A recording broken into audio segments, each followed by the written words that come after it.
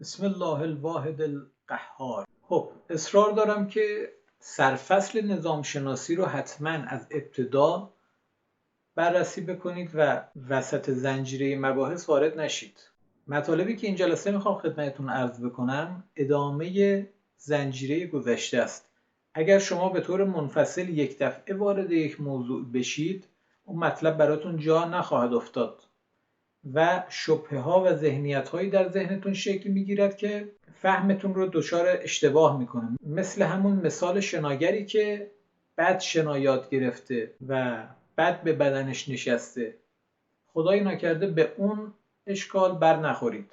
پس سرفصل نظام شناسی از ابتدا مرور بکنید و مباحث این جلسه رو در ادامه اونها بررسی کنید. جلسات گذشته راجع به کلیات نظام صحبت کردیم. یه مثال عینی و ملموس بررسی کردیم. نظام خانواده. این جلسه میخوام یک راه میانبر به شما نشون بدم. خیلی از آدما در عمرشون فقط یک کار بلدند. یادم چند سال پیش با یک شرکت تولیدی کاری داشتم. معطل شدم در نگهبانی اون. سر صحبت باز شد با نگهبان و ایشون گفتند من 28 ساله که کارم نگهبانی در این شرکت. 28 سال کار تکراری. نمیخوام تحقیر کنم اصلا. اندازه آدم ها رو میخوام بهتون نشون بدم. یعنی چی؟ یه کارخونه دیگه من رفتم. یک مسئول برقی داشت که دیپلم برق بود. کارخونه خیلی معظمی بود. فکر میکنم نزدیک 3000 تا کارگر و کارمند داشت. در این شرکت بزرگ این آقا حداقل 5 مهندس برق برای این آقا کار میکردند. بهش گزارش کار میدادن و ازش دستور کار میگرفتن. وقتی باهاش صحبت کردم میگفت من 25 ساله که در این شرکت بزرگ مشغول به کار هستم و همه اجزا و سیستم های برقی اون رو میشناسم. میگفت بسیاری از اونها رو خودم ساختم. دقت کردید چی شد؟ یک نفر شرکت بزرگی رو تمام سیستم های فنی و برقی اون رو بهش مشرف. اندازه این آقا چقدره؟ یه مثال دیگه میزنم. یادم اوایل که VOA استارت خورده بود، شروع به کار کرده بود، یه بخشی داشت که مستند کارآفرینان، مصاحبه با کارآفرینان بزرگ بود. بیل گیتس رو می آوردن، رئیس آمازون رو می آوردن باهاش مصاحبه انجام میدادن و باقی افراد. یک بار تو یکی از جلساتشون یکی از مدیران شرکت های پیشتاز بود. شرکت هایی که سرمایه گذاری میکردن روی ایده های خلاق. این آقا میگفت کار من پیدا کردن افراد با ایده های ناب و خلاقانه است و تبدیل کردن اون ایده به یک شرکت بزرگ چند ملیتی که در تمام دنیا قابل گسترده شدن باشه. مثال میزد. مثلا شرکت اسنپ که امروز در همه کشورها شعباتی دارد، کار این آدم این بود. یعنی میگشت یک ایده ناب رو پیدا میکرد و اون رو نظام سازی میکرد در سطح یک جهان. یک اندازه آدم هم پس اینه. 3 تا اندازه آدم رو ما بررسی کردیم. نگهبان ساده‌ای که 28 سال صبح و چرخه کاریش یک کار تکراری بسیار ساده. عرض کردم قصد توهین به هیچ نگهبانی ندارم. نوع کارش اونطوری است. اتفاق مسئولیت نگهبانی خیلی هم سنگینه. نوع کار رو داریم میخوایم بررسی بکنیم. یک نفر یک کار روتین و مشخص، یک شغل ثابت، یک جریان کار مشخص، یک نفر یک شرکت 3000 نفره، سیستم های پیچیده، عظیم، بزرگ، چندین متخصص و مهندس براش کار میکردن. یک نفر در سطح چند ملیتی یک ایده تبدیل میکنه به یک شرکت بزرگ. 3 دسته آدم وجود دارند. خب این جلسه حالا وارد اندازه ها شدیم. میخواستم اصول مشترک همه سیستم ها رو بگم. دیگه بحث به اینجا کشیده شد و وارد اندازه ها شدیم. همین رو ادامه میدیم. این پلت رو مشاهده کنید. 4 سطح اندازه: سوپر، ماکرو، میکرو و نانو. 4 سطح اندازه برای هر سیستم و هر موضوع و هر اندازه میتونیم در نظر بگیریم. خب 4 عدد مهمیه. چندین جلسه راجبش انشالله بحث خواهیم کرد. یکی از مهمترین اعداد برای نظام سازی. سوپر یعنی خیلی بزرگ. مثال کوچیکش رو براتون میزنم. یک مغازه فروشنده حبوبات و لوازم مصرفی خانوار رو سر کوچه در نظر بگیرید. یک مغازه کوچک. به غلط بهش میگن سوپرمارکت. اصطلاح غلطش رو فعلا بذارید کنار. این بهش میگن سایز نانو، اندازه نانو. یک فروشگاه مثلا کوروش، فروشگاه جامبو، فروشگاه زنجیری، به این میگن سطح میکرو. ماکرو مثل مالها، مثل پاساژهای بزرگ تجاری. سوپر اندازه مارکت های خیلی بزرگ، بازارهای خیلی بزرگ. مشخصا مثلا بورس کالا، بورس سهام. 4 تا اندازه برای 4 تا سیستم. مقدمه شناخت سیستم شناخت اندازه هاست. یک نظام شناس باید اندازه ها رو بتونه تشخیص بده. فرق بین 1 10 100 1000 10000 100,000 بتونه تشخیص بده. مثلا بین 10,000 و 100,000 فهمش به اندازه مثلا فهم 1 تا 10 نیست. اختلاف دومی 90,000 تاست. یک قوه ادراکی لازم داره. سرکله بزنید انشالله به چنگ ذهنتون در میاد. راجع به اندازه های مثال دیگه براتون میزنم. توی سیستم برقی. سیستم برق سوپر خیلی بزرگ. سیستم برق یک کشور، یک جهان که جدیداً آقای مهرابیان گفتن سیستم برق ایران به ظرفیت 92,000 مگاوات ظرفیت تولید و توزیع انرژی برق دست پیدا کرده. خب رقم خیلی بزرگی.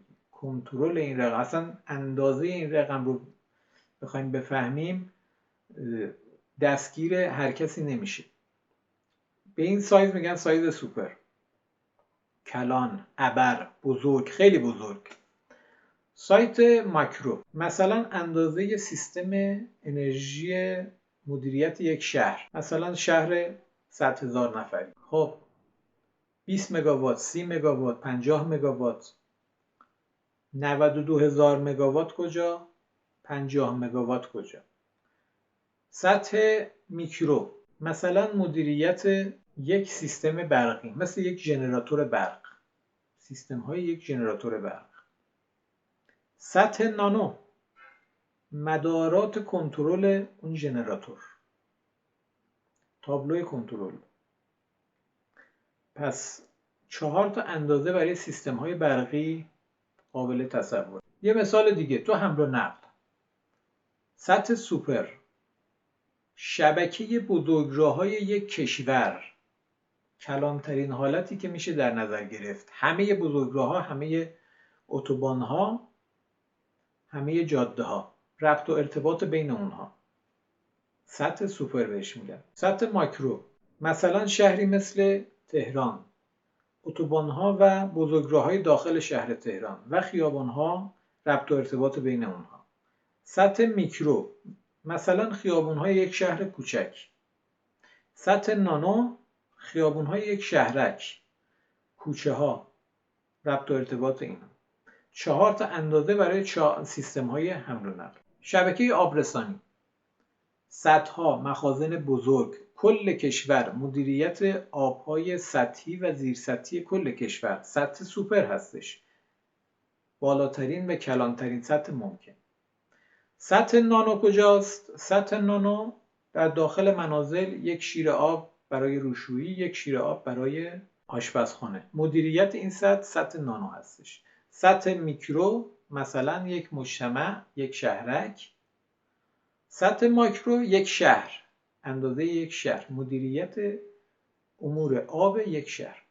به همین نسبت برای فاضلاب میشه تعریف کرد، به همین نسبت برای نفت و فرآورده‌های نفتی میشه تعریف کرد. پس درک اندازه ها مقدمه درک سیستم شناسی است، نظام شناسی است. باید بدونیم راجع به چه سیستمی و چه اندازه‌ای داریم صحبت میکنیم. جالبه بهتون بگم شبکه اینترنت هم به همین نسبته.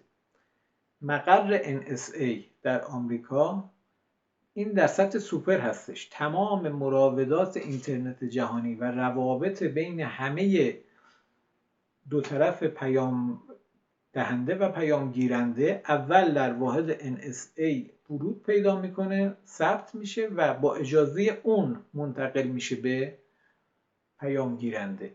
این سطح کنترل این سطح عظیم از اطلاعات در سطح سوپر قرار داره که برگه برنده خودش میدونه رژیم آمریکا و خیلی روش حساب باز کرده. یکی از پشتوانه‌های پول خودش قرار داده و خب مفاسد زیادی هم داره.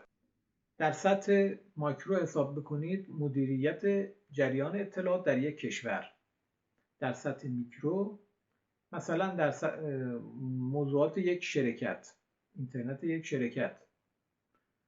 در سطح نانو که حالا هر کاربر به تنهایی مراوداتی که با اینترنت داره، با فضای مجازی داره، قابل بررسی است. پس توی سیستم شناسی و صحبت از نظام یکی از اولین کارها اینه که ما اندازه موضوع و اندازه سیستمی که داریم راجبش بحث میکنیم و میخوایم آنالیزش کنیم یا اون رو طراحی کنیم، اون اندازه رو باید مشخص بکنیم. مخاطب ما گیج نشه، بدون ما داریم راجع به چه سطحی صحبت میکنیم. در سطح حکومت ها هم همین نسبت برقرار است. اندازه ها، شما یک اداره مثلا ثبت احوال رو در شهرستان خودتون میبینید، سطح نانو. در سطح میکرو میشه در سطح اداره ثبت احوال استان. در سطح ماکرو اداره ثبت احوال مثلا کشور. و در سطح سوپر یا کلان شما اداره کل مربوطه رو در قوه قضاییه رو میبینید که ثبت احوال یکی از زیر مجموعه های اون هستش. بنابراین در تمام موضوعات دیگر حکومتی هم میشه این نسبت ها رو برقرار کرد. یک بخش جدا و مفصلی لازم هست، بحث مقدمش که باید بگم تکنیکی تاکتیکی، سطح عملیاتی یا اپریشن لول، سطح استراتژیکی و سطح ایدئولوژیکی. 5 سطح. تا اون رو نگم ورود به بحث سازمان‌های حکومتی محل اشکاله. اجازه بدید همینجا بحث رو نگه دارم راجع به حکومت، سازمان‌های حکومت و بررسی اون رو به جای خودش بسپارم. علل حساب شما بپذیرید که تمام سیستم هایی که ما ازشون صحبت میکنیم در یکی از این اندازه ها باید قرار داشته باشند و ما دقیق صحبت بکنیم راجع به چه اندازه‌ای داریم صحبت میکنیم. این جلسه یه خوبی که داشتش، مجبور شدم مثالهای متعددی رو بزنم براتون. یه ذهنیتی از کار نظام شناسی و حوزه‌های نفوذ و عملش به ذهنتون متبادر شد. انشالله در جلسات آینده راجع به اصول مشترک همه نظام‌ها و سیستم‌ها خدمتتون مطلب رو ارائه میدم که بسیار بسیار مهم و کلیدی و به درد بخور هستش برای شما و امیدوارم لیاقت شکرگزاری و عبودیت خداوند نصیب همه ما بشه و خودش به ما عطا کنه و از عهده مسئولیت‌ها و تکالیفی که بر عهدمون قرار گرفته بر بیاییم. در امان خدا.